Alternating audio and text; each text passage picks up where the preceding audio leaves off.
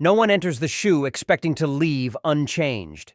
Inside the security housing unit, known on the yard as the SHU, time slows, light fades, and reality bends. Inmates are locked down 23 hours a day in concrete cells barely bigger than a parking space. There's no sunlight, no human touch, and no real silence either. Only the endless echo of madness reverberating off the walls. Some come here for violence, some for gang ties. Others land in the SHU for simply refusing to cooperate with prison politics. But no matter how you get in, the place begins its work immediately, eroding your senses, peeling away your identity. It's a place designed not just to punish, but to erase. The physical box cells in the SHU are often 8 by 10 feet. One bed, one toilet. A narrow slot in the steel door where food trays slide in and nothing else comes out. For 1 hour a day, if granted, inmates are released into a concrete yard the size of a dog kennel. No trees, no sky, just walls and mesh above, filtering in a slice of daylight. The rest of the day? Concrete, fluorescent lights, and the constant hum of suffering. There are no real visits in the SHU. Conversations happen behind thick glass, through a crackling phone, if you're lucky enough to have someone still picking up calls. And mail? It's read, scanned, delayed. A tool for the administration, not a connection to the outside world.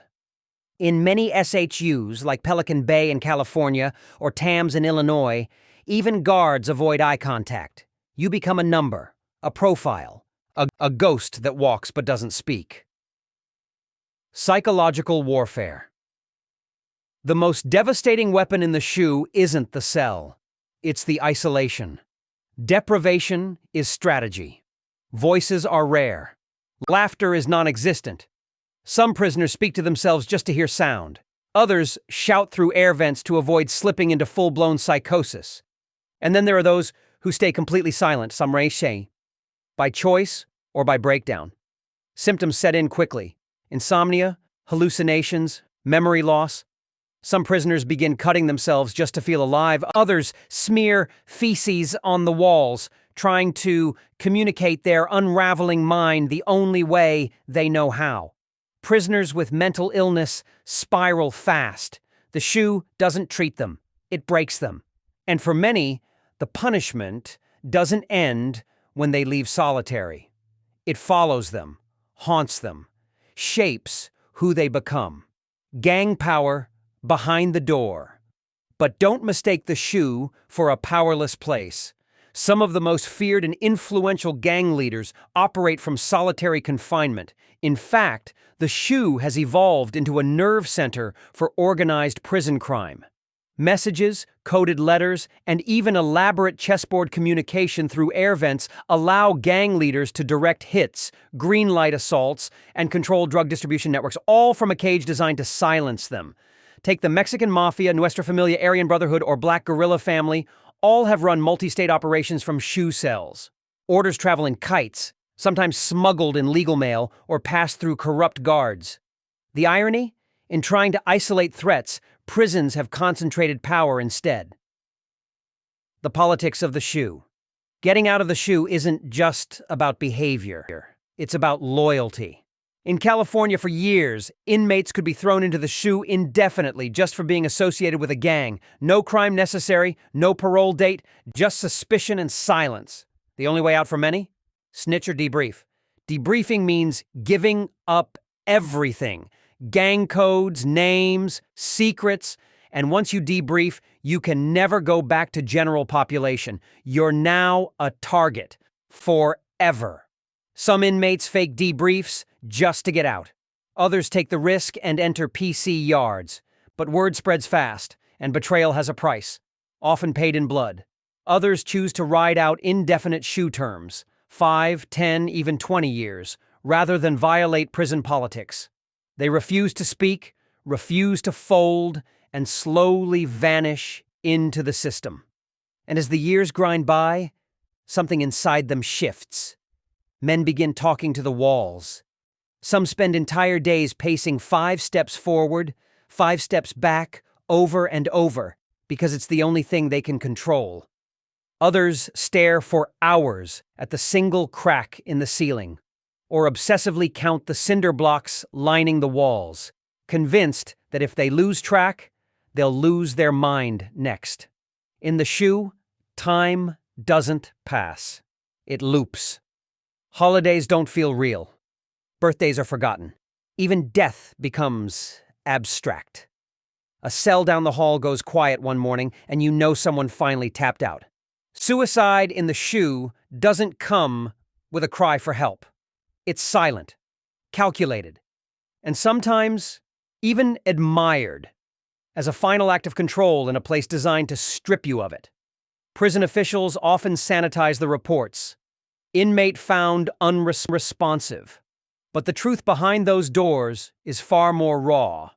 Socks tied around necks, plastic bags taped over faces, veins opened with razors smuggled in legal mail. And still the machine rolls on. The art of survival. To stay sane in the SHU, some inmates develop rituals. They read the same page of a Bible or Quran over and over. They build calendars scratched into paint. They write entire books in their heads. Others lean into creativity, sketching tattoos with pen ink and toothpaste, or crafting tiny sculptures out of soap and toilet paper. These aren't hobbies. They're lifelines. Communication, when it happens, is sacred. Vent talk becomes an art. Inmates whisper through air ducts, plumbing systems, even tapping Morse code through the walls. A single reply can mean everything. Someone's still out there. Someone still sees you. And in rare cases, solidarity builds movements. The hunger strikes. In 2011 and 2013, thousands of SHU inmates across California took a stand. Not with violence, but with starvation. The Pelican Bay hunger strikes shook the prison system to its core. Inmates, many of them lifelong enemies on the yard, united to protest the inhumane conditions of solitary confinement. They demanded clear exit paths from indefinite SHU terms, transparency in gang validations, and access to basic human needs. Some refused food for over 60 days. Outside supporters, family, lawyers, activists amplified their voices. Eventually, media attention and public pressure forced the California Department of Corrections to respond. In 2015, a landmark legal settlement ended the policy of indefinite SHU confinement based on gang affiliation alone. Hundreds of inmates were released back into general population, but for many, the damage had already been done. Post-SHU syndrome. Stepping out of the SHU isn't always freedom. Sometimes it's just another kind of prison. Inmates who spend years in solitary often struggle with basic human interaction. The sound of multiple voices can trigger panic. Bright lights cause migraines.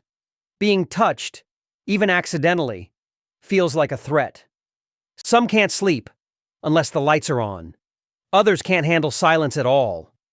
These are symptoms of what psychologists now call post-SHU syndrome, a form of complex trauma. And in many cases, it leads to reoffending because general population feels chaotic, overwhelming, and unsafe. So inmates violate just enough to get sent back into the box. Not because they want to, but because it's all they know. The SHU still exists. Even after reforms, the SHU didn't disappear. It evolved. Facilities changed the names. Restricted housing units, administrative segregation, behavioral management units. But the core reality remains. Isolation, deprivation, psychological decay, and in some states it's even worse. Youth offenders as young as 14 have been kept in solitary. Mentally ill inmates still get tossed into the hole for behavior they can't control. And Black and Latino prisoners remain disproportionately targeted for gang validation and placement in isolation. The door may open, but the system stays shut. You've seen what it does to a man. Now, see who benefits when he breaks. Because the SHU isn't just a punishment tool, it's a business. Each solitary confinement cell can cost the state double or even triple what it costs to house an inmate in general population. Why? Extra staffing, infrastructure, surveillance, and constant monitoring. But that cost doesn't discourage its use. In some cases, it encourages expansion because it justifies bigger budgets, larger staff numbers, and more federal funding. The more high-risk inmates a prison claims to manage, the more money it receives. And solitary units, labeled as essential for security, are often used as leverage in contract negotiations with state legislatures. The narrative is simple: no SHU, no control. No control, no safety. But behind that narrative is a darker motive: capacity quotas. The business of isolation. In privately run prisons especially, solitary confinement becomes a tool of manipulation. Some contracts include bed guarantees, clauses that require the state to keep a certain number of cells filled or pay for them anyway. So when inmate numbers drop, solitary fills up. Not with the worst offenders, but with the most convenient ones. An inmate files too many grievances? SHU. Starts legal action? SHU. Mentally unstable. SHU. It's efficient, quiet, and off the public radar. Vendors. 2. Make money off the SHU. Companies that supply surveillance cameras, non-lethal weapons, specialized restraints, electronic doors, food trays, air filtration systems, all thrive on the continued existence of solitary housing. Even the tablets some inmates now use for limited music, ebooks, and overpriced emails are monetized. But in the SHU, access is restricted. Every privilege becomes a reward for silence, obedience, or cooperation. And those who question it? They disappear deeper into the system. The role of silence. Solitary confinement works best when no one talks about it. That's the real strategy. Out of sight, out of mind. Inmates in the SHU can't organize easily. They can't record videos, stage protests, or connect with the outside world in real time. If a guard crosses the line, the cameras don't always catch it. If an inmate dies, the paperwork rarely tells the full story. Whistleblowers inside the system are silenced or reassigned. Outside advocates are labeled radicals or security threats. And politicians? They rarely tour the SHU. Even when they do, the walls are scrubbed, the noise is muted, and the real stories are hidden behind layers of red tape. Most Americans don't know that thousands of inmates, some of them never convicted of violent crimes, are locked in cages for years with no sunlight, no human contact, and no real way out. And that's exactly how the system likes it. Can it be reformed? The movement against solitary is growing. Psychologists have testified before Congress. Former SHU inmates have written books, given speeches, and joined advocacy campaigns. Even the United Nations has condemned long-term solitary confinement as a form of torture, urging member states to restrict its use to a maximum of 15 consecutive days. In some places, changes are happening. New York passed the Halt Solitary Confinement Act. New Jersey and Colorado have reduced their use of isolation significantly. California has faced multiple lawsuits and legislative efforts aimed at restricting SHU terms. But reform is slow, resistance is strong, and the machinery of mass incarceration doesn't stop easily. Solitary confinement is not just a cell, it's a mindset. A belief that control is more important than rehabilitation. That silence is safer than change. Epilogue: the ones who survive.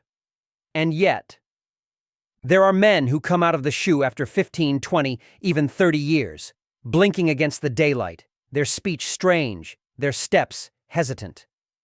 They often describe the world as too loud, too fast, too much. Some disappear into homelessness, others return to crime.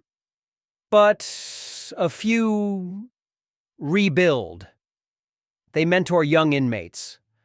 They speak in classrooms. They write books and testify in courtrooms, carrying the scars of silence so others won't have to wear them. Because they know the truth.